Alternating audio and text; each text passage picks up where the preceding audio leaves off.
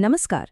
चलिए आज दिल्ली की एक ऐसी जगह की कहानी सुनते हैं जिसे कुछ लोग शहर की सबसे खतरनाक जगह मानते हैं।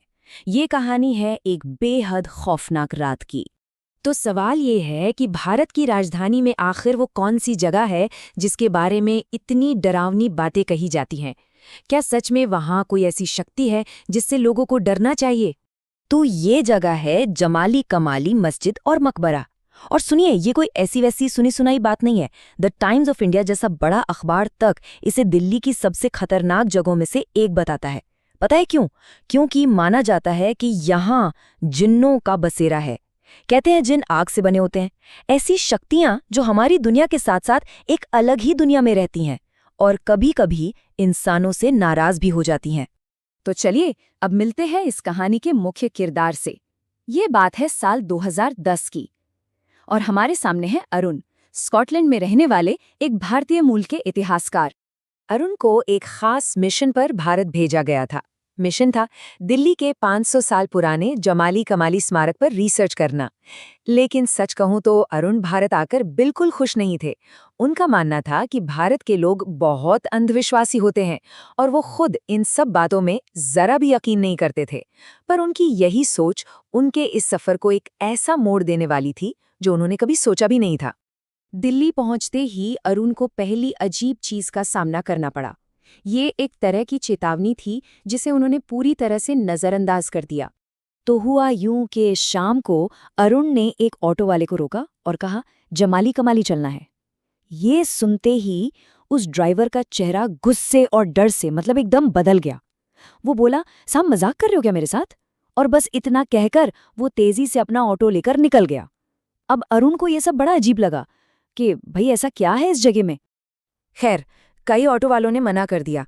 फिर जाकर एक ड्राइवर ज्यादा पैसे लेकर जाने को तैयार हुआ, लेकिन उसने भी जाते जाते एक चेतावनी दे दी, साहब यहाँ जिन्नों का बसेरा है।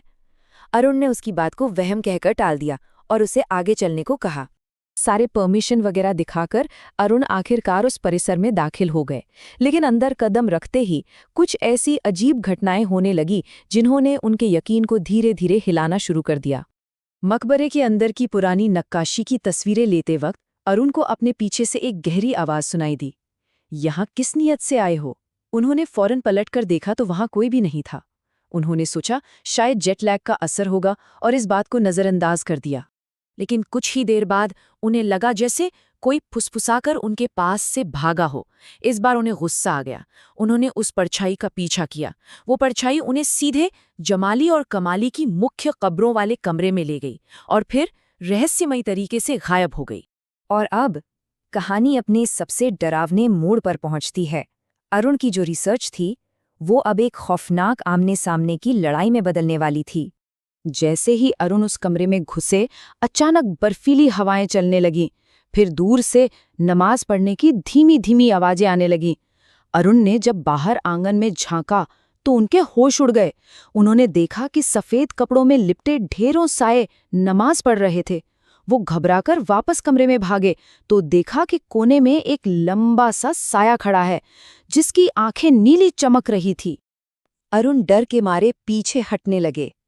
उन्होंने घबराहट में अपनी आंखें बंद कर लीं और जब आंखें खोलीं तो पूरा कमरा उन सायों से भर चुका था। उनमें से एक ने कहा, ये जगह जिंदा लोगों के लिए नहीं है।